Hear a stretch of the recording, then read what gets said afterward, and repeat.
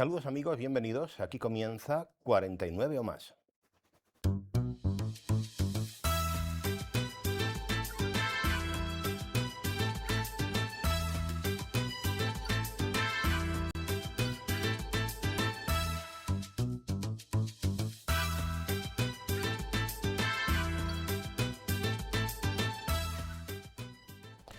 Bienvenidos amigos, una semana más. Esto es 49 o más, el programa en el que les proponemos todas las semanas acercarse a un buen libro, a una historia interesante, por su autor o por el tema del que trata, como es este caso seguramente de hoy, el tema, que es a mi juicio lo que parece bien interesante. Nos acompaña, como siempre, Antonio Rubio Muga. Antonio, bienvenido. Muchas gracias.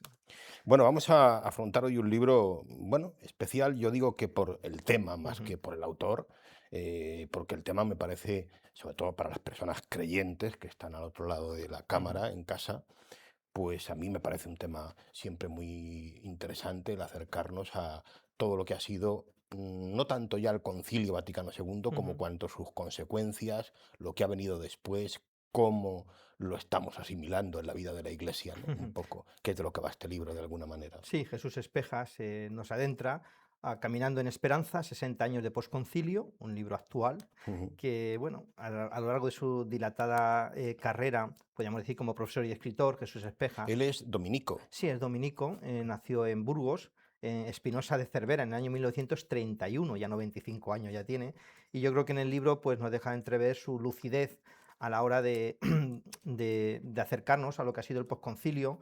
Él se ordenó sacerdote en el año 56, Ujú. entró en los dominicos 6 años antes, se doctoró en teología y es catedrático de Cristología en la Universidad de Salamanca, en la Universidad de Facultad de Teología de San Esteban en Salamanca. Ha publicado cantidad de libros aquí en San Pablo. Este ha sido el último, Caminando en Esperanza, pero también tiene Jesucristo, una propuesta de vida, a los 50 años del concilio, Camino abierto para el siglo XXI, y en Meditación serena y Con los ojos de la fe abiertos. Son libros en este editorial, pero si uno se adentra un poquito en la bibliografía de este autor, pues es bastante extensa a lo largo de toda su vida. Ujú. Bueno, el título ya avanza muchas cosas Mm, de cuál es el tono del libro, lo de Caminando con sí. Esperanza, aunque él luego afirme pues que la aplicación y la vivencia del concilio, después de pues, los años Ujú, que van ya, después de 60 mm. años, pues bueno, no es fácil y cuesta en algunos ámbitos, claro. Sí, además estamos hablando de una persona que tuvo, evidentemente, debido a su trayectoria y a su edad, de vivir todo lo que supuso el concilio. Él era un estudiante y vivió aquellos nuevos aires que trajo el Concilio Vaticano II, Mm, como estudiante y claro. después como profesor. Entonces él se dio cuenta de que intentó vivir esa línea de diálogo, esa línea renovadora que apuntaba al Concilio Vaticano II. Y pues aquí en España, porque el libro se centra en España, Mm, dice que el concilio no fue fácil, su aterrizaje no ha sido fácil. Nos estábamos abriendo a una nueva cultura, una nueva manera de entender la vida, una nueva realidad social, y todo eso pues conlleva de que no solamente a nivel eclesial, sino también a nivel social esos cambios nos afectaron. Claro. Y, No, iba a decir que es que a cualquier persona que nos esté viendo, me parece interesante situarnos en ese momento sí, en el que lo hace en el primer bloque del libro, ¿no? Hablar de los inicios del posconcilio es hablar de inicios de los años 70, 73, por ahí, sí. y que es por donde él empieza. Y claro, pues ciertamente la sociedad y las cosas que se estaban viviendo en ese momento en España era también una sociedad muy, muy particular. Sí, muchas personas frente a esa una reacción contraria a lo que es el concilio, y él dice que no solamente, antes en la introducción, antes del primer capítulo, no solamente de aquellos que vivieron el concilio, sino de gente de personas que no han vivido el concilio, la reacción ha sido completamente la contraria, volver otra vez a la tradición. En este primer bloque, él pone como fechas 1973, 1983 y lo titula La Iglesia que renace. Y cómo él comienza diciendo que la iglesia no existe, la fe, perdón, no existe fuera de los creyentes y la Ujú. iglesia. Es así. Claro, lógico, la fe sí Entonces, está encarnada. no existe encarnada. Entonces, habla como aquellos años España era un fruto de un nacionalcatolicismo, hablaba, y cómo la conferencia episcopal, en aquellos primeros años de posconcilio, no olvidemos que surgen a raíz del concilio, pues que había como dos grandes divisiones. Unos que querían la fidelidad a la tradición y otros que querían pues esa línea renovadora que nos trajo el Concilio Vaticano II. Labor importante va a desempeñar el cardenal Vicente Enrique Tarancón, Ujú. que va a estar al frente de la Conferencia Él habla Episcopal. aquí de un texto, háblanos de un texto importante del cardenal Tarancón. Sí, hay un documento que se Mm, publica justamente cuando se va de Toledo a Tarancón, en el año 1973, creo recordar que fue el año siguiente de estar aquí en Toledo, ujú, y el documento se llama La Iglesia y la Comunidad Política, que él, Tarancón, deja su impronta en ese documento, que es la nueva manera de situarse la Iglesia en la presencia pública que habíamos estado viviendo anteriormente. Y ujú. en ese son un texto que Espeja apunta, y yo creo que cuando uno se adentra en estos puntos que vamos a ver ahora, esa vigencia que tuvo aquel documento hace 50 años sigue teniendo vigencia hoy en día. Hablaba, en primer lugar, de que la Iglesia ha sido instituida para el mundo, es la prolongación de Jesucristo en la historia, la revelación.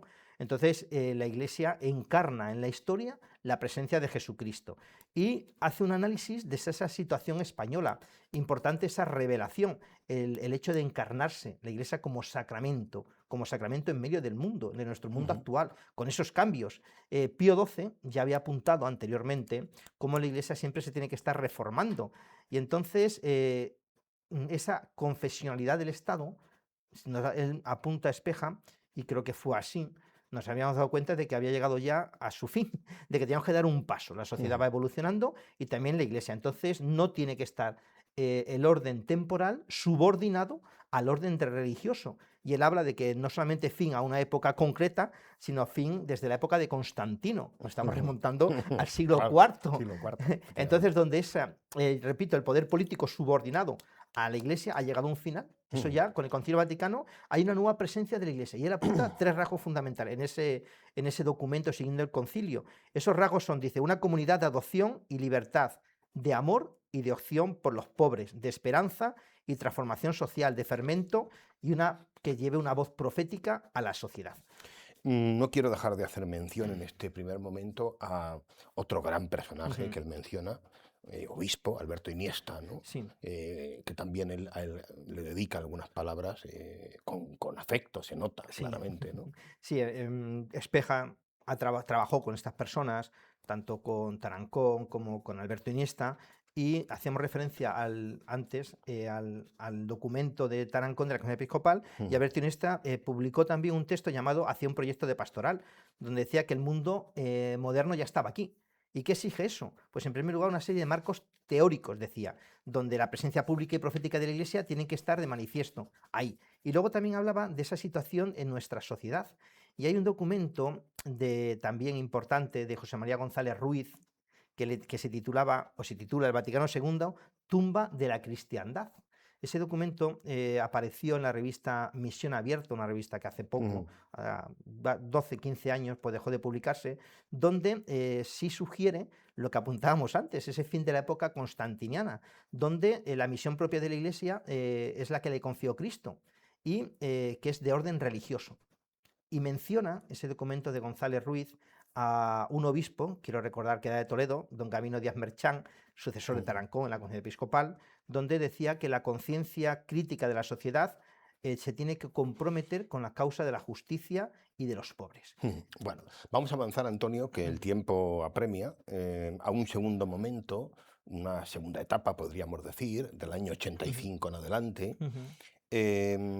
donde, bueno, pues él se dedica a desgranar eso que apuntábamos antes, el tema de la novedad, cómo pues el Concilio Vaticano II supone una novedad con Sí. mayúsculas en muchos ámbitos y esa novedad no es fácil de digerir. Sí, frente a esa línea, podríamos haber dicho, que hemos apuntado en alguna ocasión, sobre el tradicionalismo, la escucha al mundo moderno. Y él, pues como profesor de Cristología en esa facultad de San Esteban de Salamanca, Ujú. pues se intentó vivir esa escucha y esa renovación en el seno de esa facultad.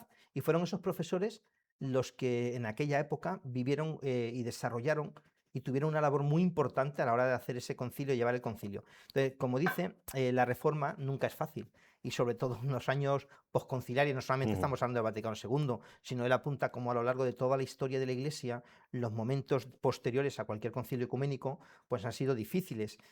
Juan XXIII no olvidemos que fue el Papa que estaba preocupado por la Iglesia y toma una frase que a mí me echó como mucho la atención, que venía del año 1925 del Papa Pío XI, que decía: estaba preocupado por la peste del laicismo y la apostasía de las masas. Peste del laicismo y apostasía de las masas. Tal vez hoy ese vocabulario no se podría utilizar o nos chocaría Sí, mucho, claro. pero que Juan XXIII sintió esa necesidad que ya años antes, prácticamente 40 años antes, 20 años antes, perdón, en el año 25, apuntaba Ujú. Pío XI, pues sintió esa necesidad de renovar el concilio. ¿Qué pasa? Que ahí tenemos que entrar en diálogo con el mundo. Y ese diálogo conlleva una reforma interior de la Iglesia. Se muere. ¿Y qué pasa ahora? ¿Quién va a coger el Mm, concilio? ¿El nuevo Papa va a claro. aceptarlo o no? Hay una cosa interesante, Antonio, que cuando él apunta aquí, que esto de que en esos primeros momentos, en esta Ujú, época de la que estamos hablando, que ujú. todavía está el concilio como muy Sí, reciente, pues aquí en España muchas personas conocen, han oído hablar del Concilio Vaticano II, pero otra cosa es conocer sus documentos, sí. conocer lo que ha dicho el concilio. Una cosa es saber que ha habido un concilio y algunas cosas por y otra cosa es conocer los documentos y lo que se ha dicho en Ujú, ellos. Dice que esto no ocurre, ¿no? sí.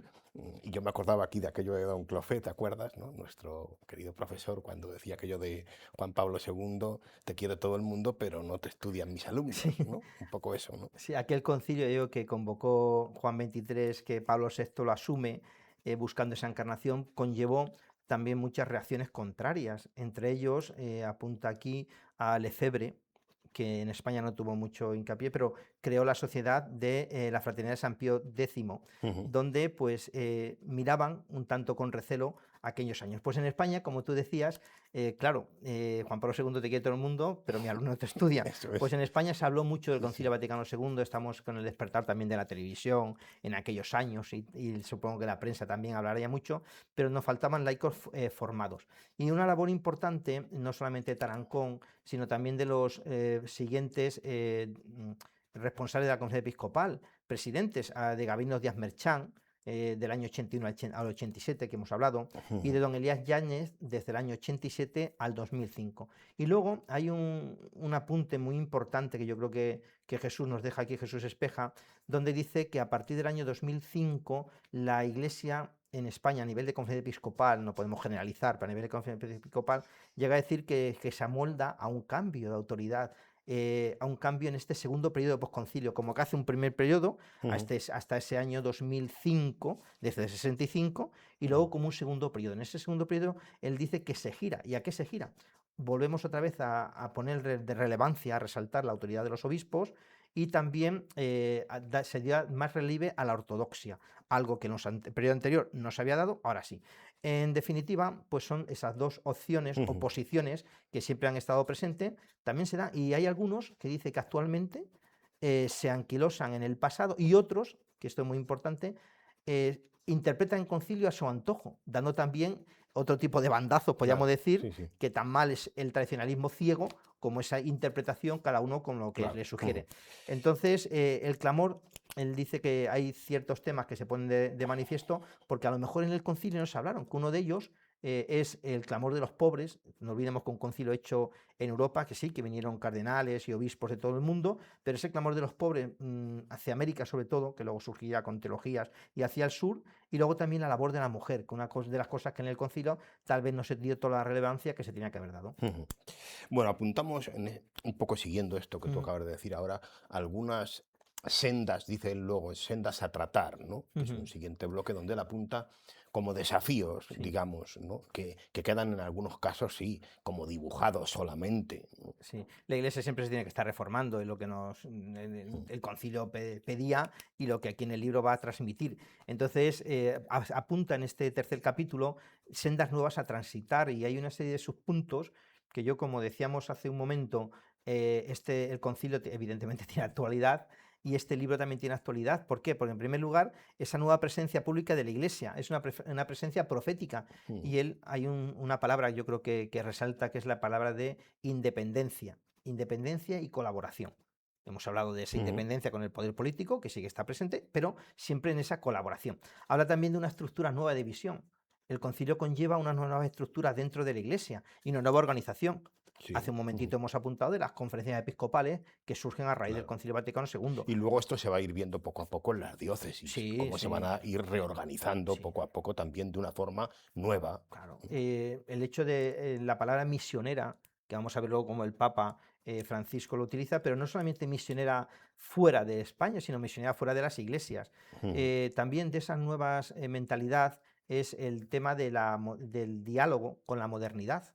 ujú. Si uno ve los cambios que ha surgido la sociedad española desde el año 65 hasta ahora, en estos 60 años, pues es tremendo. Entonces, Claro, ese sí, sí. diálogo con la modernidad. Entonces, tal vez en el siglo XV o en el siglo XVIII, con la Ilustración, pues se dio más importancia al racionalismo y se apartó todo aquello que supusiera un poco de imposición y se rechazó aquello, incluso se rechaza a Dios. Entonces, como el catolicismo dice que denunciando los errores de la modernidad, pensando en el Concilio Vaticano II, Ujú. primero, anatema sic, pues ¿qué hizo? Se puso a la defensiva y a una actitud condenatoria. Y ese cambio es el que intenta el Concilio Vaticano II. Una mirada positiva a la sociedad para entrar al diálogo con él. Y eso es lo que te acerca a la Iglesia, al mundo actual que estamos teniendo. Y eso va a También, ser todo un desafío para esta iglesia sí, de este tiempo. También estaba pensando en el tema de los movimientos, ¿no? Y todo el apostolado seglar. Va a ser un ujú, fruto también de esta época, sí, ¿no? porque la fe como experiencia, la fe no Claro. es ya algo que te cuentan, sino que tú algo tienes que experimentar. Entonces, es esa fe verdadera que es una entrega libre al mensaje de Jesús. Y para eso, lo hemos apuntado en algún momento, la necesidad de la formación. Oímos mucho, pero profundizamos poco. Pues esa formación que era necesaria en aquella época para asumir el concilio sigue siendo ahora. Y termina este tercer capítulo hablando, yo creo que un tema muy importante, que es la actualización de la moral. Él dice: Jesús no vino a condenar, no vino a castigar, ni mucho menos. La buena noticia de Dios es una noticia que seduce. Es ese Dios Abba, ese Dios Claro. Padre, es un Ujú. Dios que es amor, esa presencia amorosa en nosotros. Y dice que hay algunos cristianos, utiliza una expresión muy curiosa, que tienen siempre cara de cuaresma, con ese Claro. temor al juicio final, ese temor al Ujú. castigo. Dice: no, la presencia de Dios es algo nuevo, que se renueva cada día en nuestra vida, y es una presencia de amor, como un Claro. padre. Ujú. Bueno, vamos ahora a dedicar un momentito también pues, a una gran figura, ya muy posterior, porque él ahora aquí da un salto en el Ujú. libro, muy interesante, para tratar con, yo te diría también que con afecto y con cariño, al Papa Francisco, ¿no? Sí. Él dice que el Papa Francisco supone, cuando llega en su momento, que ya es un momento muy posterior Sí. y que hemos vivido todos los que estamos, que ha supuesto un Sí. impulso nuevo. Una renovación. Y hay un texto que quiero leer porque me parece muy esclarecedor del comienzo del pontificado del Papa Francisco. Dice: hermanos y hermanas, volvamos al concilio, que ha descubierto el río vivo de la tradición sin estancarse en las tradiciones, que se ha reencontrado la fuente del amor, no para quedarse en el monte, sino para que la iglesia baje al valle y sea canal de misericordia para todos. Esa sintonía con el Concilio Vaticano II desde el principio. Dice: si alguna vez la iglesia no lleva a Jesús, es una iglesia muerta. Entonces, Claro. Ujú, esa experiencia del conciliar, de esa experiencia con Jesús, es la que apunta, con Jesús vivo, es ujú. la que apunta en este capítulo. Es una presencia de amor gratuita que conlleva nuestra vida. Y entonces él hace ahí como Papa Francisco, en su pontificado, nos va a decir algo que ya sabemos, que muchas de las cosas no son novedad, sino es recordarlo. Claro. Es Ujú. que todos los cristianos tenemos la misma dignidad por el hecho de estar bautizados. Y decía, el Papa Francisco nos dice que ser santo no solamente es cosa de papas, de obispos, de sacerdotes, de religiosos, sino sobre todo es una cosa de laicos, Ujú. de De todo todos, de todo bautizado. bautizado, que no Ujú. solamente es él dice, de aquellos que tienen tiempo para dedicarse a las cosas de Dios, sino que son de aquellos que viviendo con amor, utiliza esa frase, y ofreciendo el propio testimonio en las ocupaciones de cada día donde Ujú. Dios le ponga. Una cosa muy interesante y muy actual Sí. del Papa Francisco y de este momento del libro es cuando él explica esa visión que el Papa tanto le gustaba explicar de la Iglesia como comunidad, Sí. comunidad fraterna, que luego va a derivar en algo que es tremendamente Ujú. actual todavía, gracias a Dios, que es todo el tema del sínodo, de la Sí. sinodalidad, ¿no? Y esa palabreja que probablemente a mucha gente todavía le esté sonando un poquito como extraña, ¿no?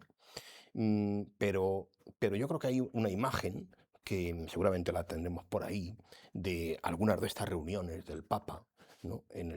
Por ejemplo, esta, ¿no? Que son absolutamente novedosas, que no Sí, habíamos visto. sí, es fruto Esta también, manera, porque refleja una manera de trabajar sí, y de estar. sobre todo la corresponsabilidad dentro de la Iglesia. Todos somos corresponsables a la hora del anuncio del Evangelio, de llevar Ujú, ese mensaje de Dios, de ese pueblo de Dios. Y eso es la gran novedad del Vaticano II, todos corresponsables. ujú. Por eso, cuando uno es santo, no solamente unos pocos, sino es para todos, y para la mayoría, los laicos, para todos, pues eso mismo pasa con el tema del sino de la sinodalidad. Una iglesia de todos, donde cada uno tiene algo que aportar. Y es una de las grandes cosas que el Papa, de los grandes temas que el Papa Francisco intentó llevar. Y es unido a lo que hablábamos antes, una iglesia misionera, en salida, pero no solamente en salida, repito una vez más, hacia afuera, Sí, hacia sí. otras latitudes o países, sino también dentro de la iglesia. Dice, Ujú, porque no hay salvación ni reinado de Dios, dice el Papa, fuera del mundo. Entonces tenemos que estar en esa comunión con el mundo, no podemos permanecer al margen. Y ujú. entonces el Papa Francisco, una de las grandes líneas de su pontificado, es una iglesia en salida. Y él decía, sueño con una acción misionera, capaz de transformar todo, para que las costumbres, los estilos, los horarios, el lenguaje y toda la estructura social se conviertan en un cauce adecuado para la evangelización del mundo actual, más que para la autopreservación. Bueno, y avanzamos ya en un último bloque, como no, dedicado pues a la figura del Papa León XIV, ¿no? Que él dice que, bueno, pues recibe un poco como esta herencia, ¿no? Del Papa Francisco Sí. y que le toca ahora también una labor compleja, ¿no? Por el mundo y por la situación en la que estamos hoy, ¿no? Si Pablo VI continúa la labor de Juan XXIII en el concilio, Ujú, el León XIV continúa la labor del Papa Francisco. Y desde el que sale al balcón, en la plaza de San Pedro, desde el primer momento, apunta a esa confianza y esa serenidad que le da la herencia del Papa Francisco y la continuidad con el Vaticano. ujú, Y él, en una de las primeras alocuciones, el Papa dice, el Señor sigue guiándonos hacia la plenitud de la vida. Es el resucitado presente en medio de nosotros quien protege y guía a la Iglesia y continúa reavivándola en la esperanza a través del amor que ha sido derramado en nuestros corazones por el Espíritu Santo que se nos ha dado. ujú. Sigue protegiendo y guiando a la Iglesia, una Iglesia que él va a seguir la renovación del Vaticano II y que el Papa Francisco, no olvidemos una encíclica muy importante de Papa Francisco que es Evangelio Gaudium, donde Ujú. él va a resaltar yo creo que unos aspectos que si tuvieron vigencia ahora, el Papa León los continúa, como es el primado de Cristo a la hora de anunciar ese querigma, la conversión misionera, el crecimiento en la colegialidad, la sinodalidad que hemos dicho, la corresponsabilidad, la atención al sensus fidei, la importancia. Dice aquí el autor que el Papa dio, por ejemplo, al tema de las devociones populares, aquí en España Ujú, tan importante, y que el claro. Papa León sigue, y sobre todo el cuidado amoroso de los más débiles y de los descartados de la sociedad, y siempre en ese diálogo. Y me parece interesante también cuando él recoge la idea de esta iglesia en misión. Dice Ujú. que el Papa León, y sobre todo por venir de donde viene, pero que es algo que ya había apuntado de alguna manera y lo hemos comentado, ¿no? El Papa Francisco. eh, la iglesia que estamos viviendo hoy tiene que ser una iglesia en salida, decíamos antes con el Papa Sí, Francisco, ahora diríamos con el Papa León, que es lo mismo, en misión. en misión, sí, y son tres rasgos lo que él apunta. En primer lugar, la Iglesia, si es en misión, es un signo creíble de la misericordia de Dios. No olvidemos que ahora sí apuntamos hacia afuera, Ujú, sobre todo esa tarea, podríamos decir, social de la Iglesia, esa opción por los pobres, que el Papa León ya lo ha dicho en la exhortación Dilexite, va recorriendo toda la historia de la Iglesia en esa clave de misión. En segundo lugar, también, dentro de esas tres claves, la segunda es hablar de un Dios encarnado. A él le tocó llegar justamente cuando se cumplían los 1700 años del Concilio de Nicea, en el año 325, efectivamente. donde se Ujú. anunciaba que Jesucristo es verdadero Dios, pero también es verdadero hombre, un hombre que se ha encarnado en la historia. Por eso es muy importante, es un Dios que está cerca de nosotros y que nos puede acompañar en nuestro caminar. Y en el tercer punto es construir puentes, qué importante, construir puentes a través Ujú. del diálogo. No levantar muros, No levantar muros, sí, que es a lo que se través hace del hoy muchas diálogo veces. y de la unidad de la Iglesia. Entonces, el Evangelio tiene que responder a esas necesidades actuales de la historia y muchas veces es necesario fuertes dosis de diálogo y también de unidad dentro de nosotros, dentro de la espiritualidad cristiana. Ujú. Bueno, terminamos, si te parece, haciendo una alusión al título del libro. Hablábamos de Caminando en Esperanza y él termina el libro hablando de la esperanza. Sí. ¿Cómo vivir entonces hoy esta iglesia en la que estamos hoy en clave de esperanza, ¿no? Sí, define la esperanza, él dice, la esperanza es vivir con paz el presente mirando confiadamente el futuro. Vivir con paz el presente mirando confiadamente el futuro. Eso lo define como la esperanza. Y esa esperanza nos lleva a situarnos frente a la apatía, que es lo que tal vez hoy en día se esté dando en algunos aspectos dentro de la iglesia, en algunos puntos de la iglesia, algunas personas, Sí. la apatía. ¿Por qué? ¿Qué hacemos?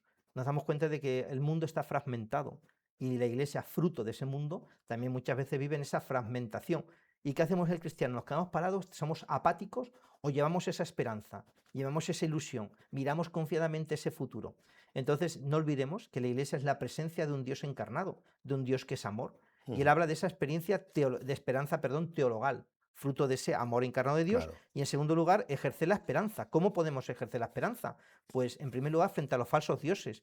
¿Cuántas veces se nos ha hablado del poder, del dinero, del placer? Pues mirar a la realidad con los ojos del corazón, frente a esos falsos dioses, esa apatía, y todo eso con esas fuertes dosis de compromiso, esas fuertes dosis también él habla de compasión, sin excluir a los más alejados y sabiendo leer los signos de los tiempos. Yo creo que si él decía que si vive con eso, estamos haciendo realidad esa esperanza y caminamos en esperanza, como apuntaba el título del libro. Pues hasta aquí, amigos, hasta aquí este programa en el que les invitamos hoy a leer pues este libro tan interesante, Caminando en Esperanza, ¿no? A los 60 años del posconcilio, ¿no? Terminamos con un texto que escoge Antonio de este libro. Está tomado del capítulo que dedica al ministerio del Papa León XIV.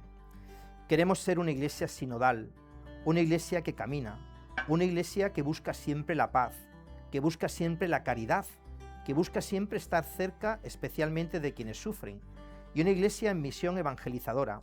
Construyamos una iglesia fundada en el amor de Dios y signo de la unidad, una iglesia misionera, que abre los brazos al mundo, que anuncia la palabra, que se deja cuestionar por la historia y que se convierte en fermento de concordia para la humanidad.